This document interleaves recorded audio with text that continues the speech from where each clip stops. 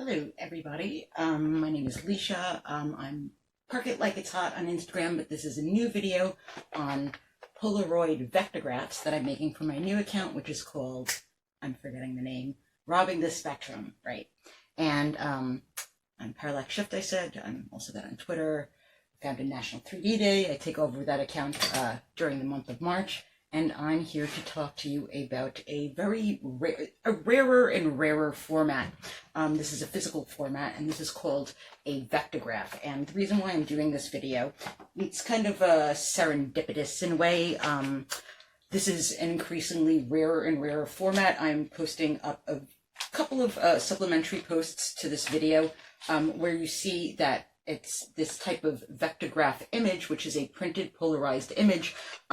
They are all, or a lot of them, have undergone something that I call shrink back, that I've been really kind of like reaching out to a lot of other collectors, people who have historic collections that have had vectographs in their possession and in their collections. And I don't know if you can see this. Now, I want to also mention that this is a stereoscopic video, and this is also a polarized stereoscopic video. So please note the difference between, I have a pair of just linear polarized lenses covering the two lenses on these cameras, and you can see the difference. Now, this is what a polarized vectograph print looks like without glasses, with glasses. I want to document these because these have a shelf life. These have an expiration date that I've kind of, just been asking around, and from noting mine also, they have about an 80 to 83, maybe 85 year shelf life before it undergoes this thing that I call shrink back. And basically the polarized material that this is made out of is a mechanically polarized material, and it means stretched out. And so this material has an expiration date, and apparently it's across the board.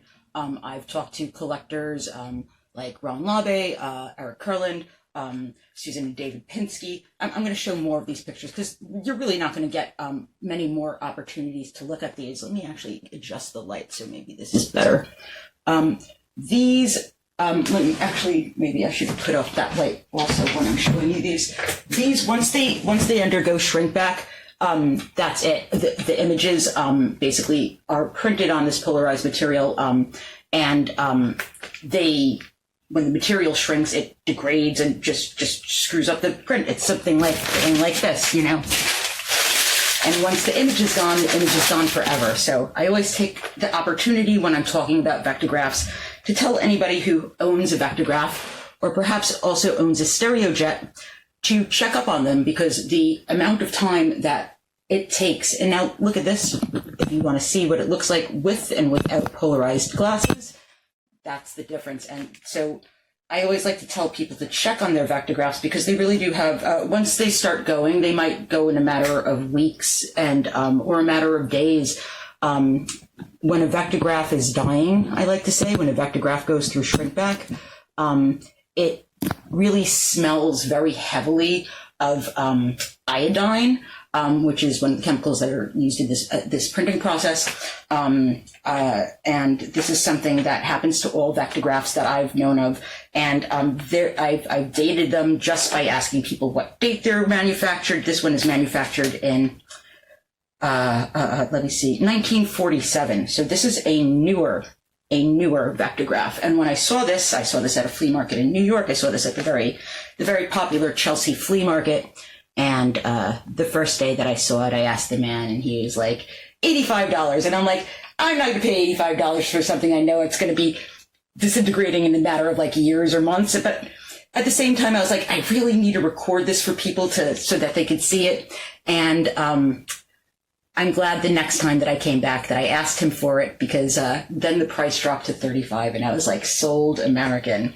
So these are just 4 images. Now, this was produced by Bausch and Lomb, who basically they made these after, this is 47, so kind of like when the war was ending and stuff like that. So basically, these were very, very popular for a period of time. The United States Air Force and Army, the military, really manufactured them for a while, because this and Polaroid technology, as long as people want, you might know Polaroid you might know Polaroid like this, but Polaroid was really popular during the war and in its earlier days for something like this, polarized. I know this says 3D on it, but I'm just saying polarized glasses.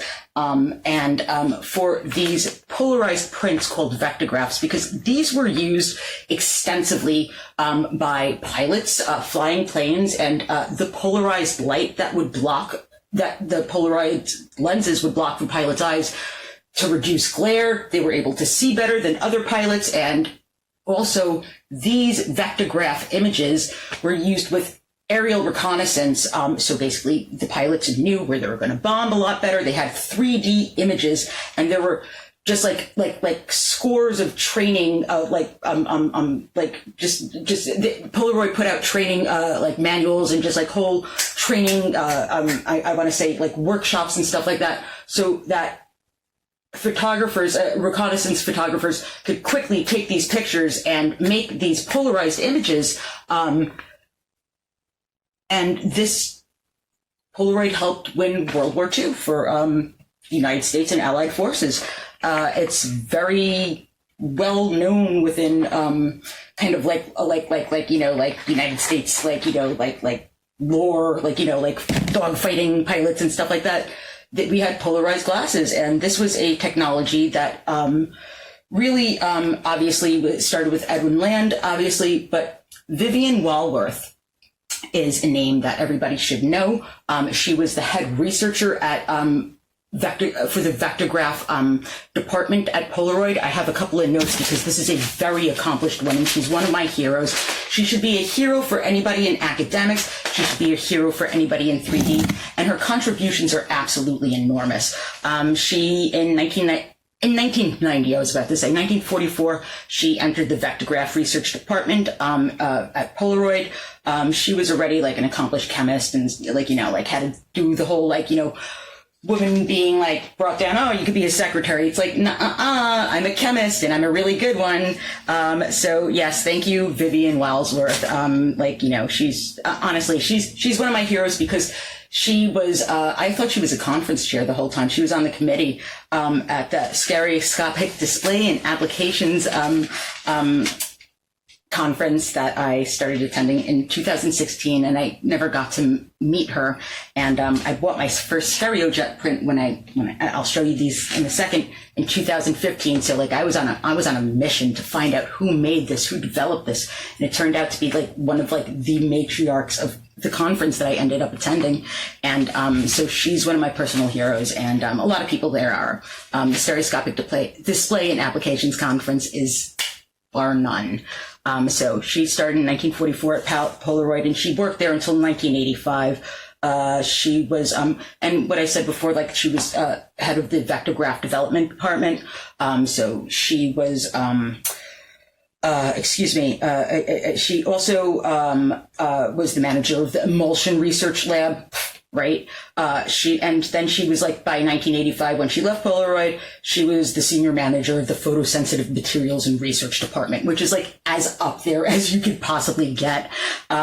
She has 28 patents. She was the president of ISNT and the journal JIST. She was the editor of that. She founded and edited the newsletter that ran for 22 years or something like that. And then she, in 2002, yes, she was with Roland and basically developed a color process Stereojet, a color process, which was called Stereojet. And by the way, I am a printer myself, and I've been researching this heavily. And if I ever get to make a polarized printing process, I'm calling it Vivid Color after Vivian Walworth, just so everybody knows. But let me get back into showing you images, which I'm going to need a backlight. Now then, these are not printed on paper. These are printed on polarized material. These are printed on polarized transparencies. And if you have ever been to a 3D movie, if you're in the United States and you're in the East Coast, you might be familiar with Real 3D, and those are linear polarized glasses. Now then, for projection, there's something to be said about this also. I'm going to just turn this off for a second so you can see how it's backlit. Can I turn this off just easily? There we go. Oh, that's not going to be good enough. There we go. So let's see if I can put this to the ceiling so it's a little bit whiter. So you can see that this is very much a transparency, and that's what I mean by this material is stretched. This is a polarized stretched, I don't know if it's a PVA or S. I think it's actually, if memory serves me well, because I don't have my Vectograph references with me right now. They're in my storage closet, I believe.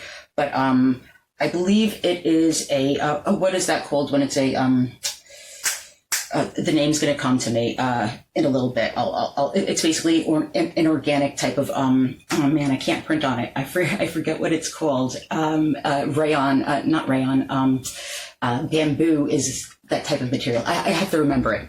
I'll go on though. But these are all polarized transparency images. And these were not made by the Army, although many of the vectographs that you would come across previously in previous years were Army issued or were training manuals, and a lot of them had aerial photographs as one of the transparencies that you would get in these. And this one was made by Bosch and Lomb, and now I'm assuming Bosch and Lomb licensed this from Polaroid. And there's a very specific reason that these aren't very popular. And it's a very specific reason why these, plus many other three-dimensional printed technologies, aren't very well known outside of the industries that use them. It's because they get very regulated. If you haven't noticed, one of the security features in like a $100 bill is a holographic strip that was actually put there, that was sold by a man named Fred Lauder that I know from New York. Hello, Fred. And he put the holographic strip in a $100 bill. If you own a very recent New York state non-driver or regular license ID, they have a lenticular on it now. Holograms are used to basically authenticate and for the authentication and identification industries, which if you know how to, if you know how to make it yourself, perhaps you can fake your license, your passport, your license plate.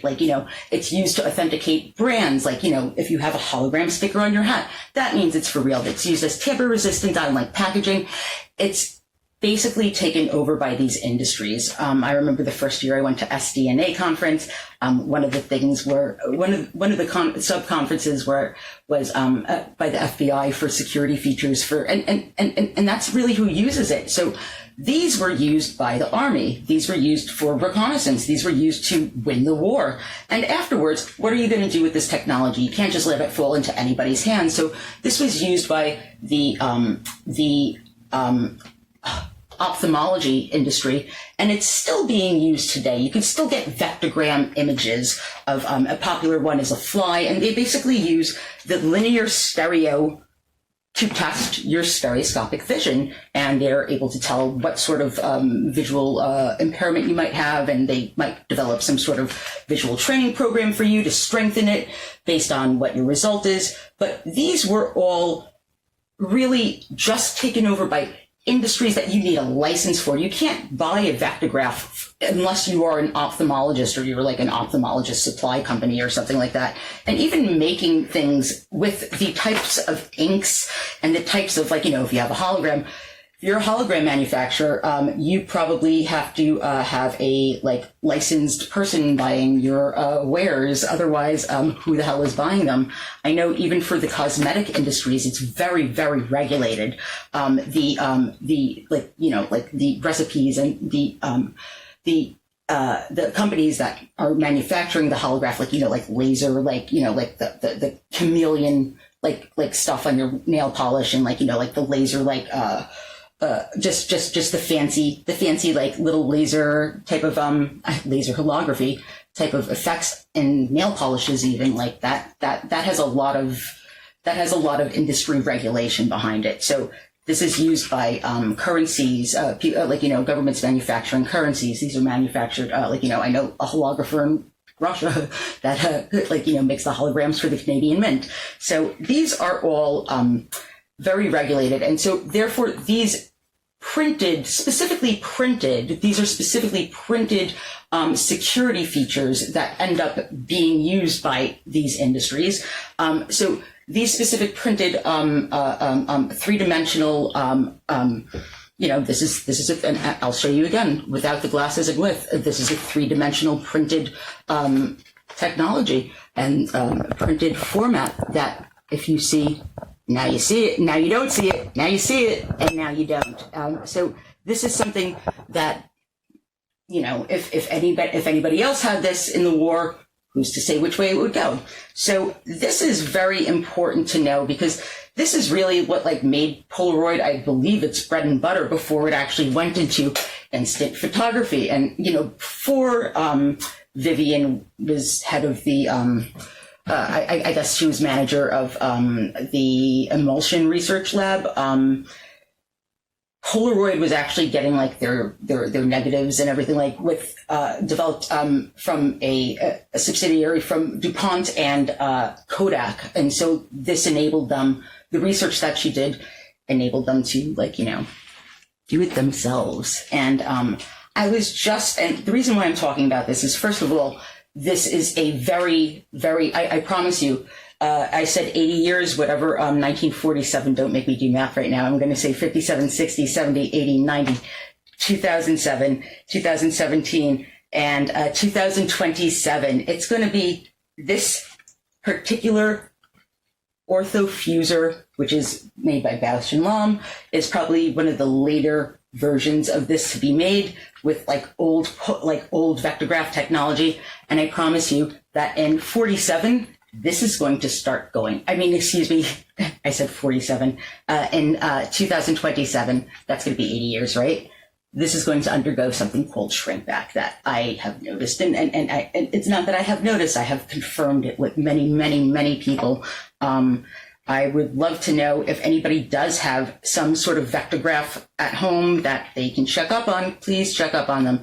Look at the year that your Vectograph was manufactured or produced, and let me know what your results are, if this is actually something that you have noticed also. A lot of people come back to their Vectographs and find them and don't know what happened, and there was a lot of theories going around. And my research that I was doing, just because I wanted to get back into this printing process, is because, or at least attempt it, is because this is a mechanically polarized material, and there's a lot of polarized material that kind of does have a expiration date, but none as drastic as the Vectograph. And if you own a Stereojet, this is a PSA announcement, even for that, even though Stereojet is a much, much more recent process. This is a Stereojet print that should show, this is a oblique map of New York City that was taken from 2 Google Earth images, and let me show you it without the glasses. That's what it looks like without polarized glasses, excuse me. And that's what it looks like with linear polarized glasses on. So you can see this is a very drastic thing. This is one of the number one, oh my gosh, type of reactions that I get when showing. Even a hologram gets less reactions than this print does. And this was made by Ron Labe at Studio 3D. This was an inkjet process. This was a color process that Vivian also invented and developed at the Roland Institute. Basically, this was an inkjet process made on a modified, I believe, Epson 3000, and she licensed the Stereojet process to a couple of different, printers throughout the world, professional stereographers. Ron Labe was one of them. Ron Labe, of course, also has a claim to fame for magic eye images, which is and why were they all in parallel format? That's not cool, man.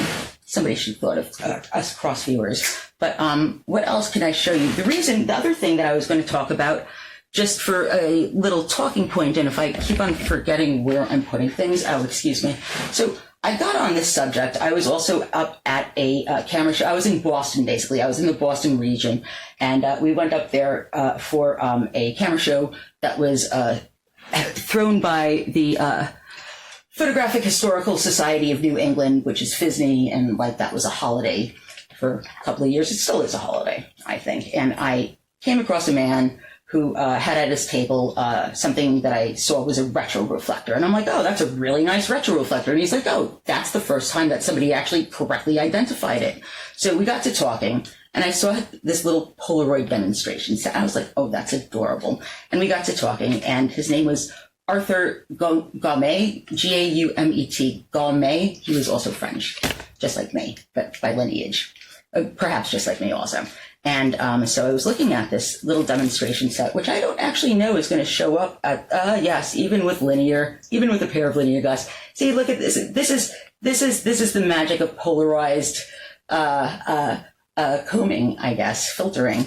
This is a passive filter.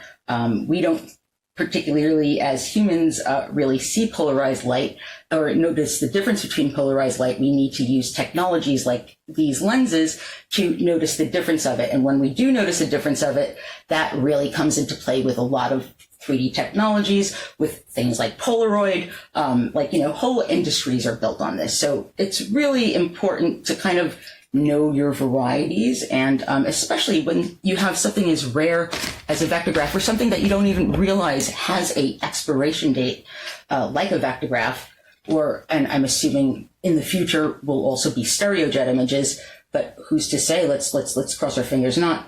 It's important to learn all these different varieties and the different technologies that are used to basically do, all 3D technologies are employed to do the same thing. Send one image to the left, send one image to the right. And essentially what it's doing is just guiding light into one eye and guiding light into another eye. And polarized, linear polarized material is an essential player in so many different 3D technologies. And most people know it from projection, which is not a regulated industry unless there's some regulation in movies I don't know about, because you can't really fake an ID with a movie. You can only fake an ID with something like this, with something that's printed. That's something that is a card that is identifying you as a person. And that's where it comes into play in the regulation. So these are important technologies to know. And when I was talking to this man, Arthur Gaumet, I got this lovely, lovely, lovely XR70 from him. It's clean. It's beautiful. I love it. I'm going to use it forever now, or until they stop making Polaroid, which I'm sure is eventually. I got these very nice glass lens, polarized, 3D polarized glasses. And he was talking to me. So when I was at his table, he noticed I picked up the Polaroid, this little demonstration set, which I love, and I'm going to keep this forever. This is adorable. I absolutely love it. And even comes with like a little insert, a little blurb on inserts printed on the inside of the packaging. It's wonderful. This is great. This is a great little piece. I love it. And so he's like, oh, you know Polaroid? I'm like, yeah, I know Polaroid. And he's like, talking about this and that. I'm like, yeah, I know from Polaroid this and that. And I started talking about vectographs, and he's like, vectographs? He's like, that's Vivian Walsworth. She invented vectographs. And I'm like, oh, I know. She invented Stereojet. I'm like, she was one of the matriarchs of the conference I go to. And he's like, me and Vivian and my wife and her husband used to go on vacation all the time. So we became instant friends. And Arthur, thank you for all the lovely, lovely Polaroid stuff. You have you're very generous to me and my friends. Thank you very much. And I still have to join FISBE. I keep on forgetting that. But again, I just want to show you one more time what these processes do, what they look like with polarized lenses, with linear polarized lenses, and without linear polarized, with and without, excuse me. And I hope I have the lenses on this right. Otherwise, I'm going to have to edit the video the other way around. But I'm going to take a couple of actual still pictures just to record this for posterity. So it's nice and crisp, and you will be able to see the images detailed forever, because without recording them like this, and once shrink back occurs, once these degrade, there really is no way of understanding what these images look like. There's very few ways I can actually physically make a video like this, that I'm holding a piece of that I am in 3D myself, and this should not be in 3D itself, but it is. And so this is a technology that is really, really, it needs to be recognized more broadly.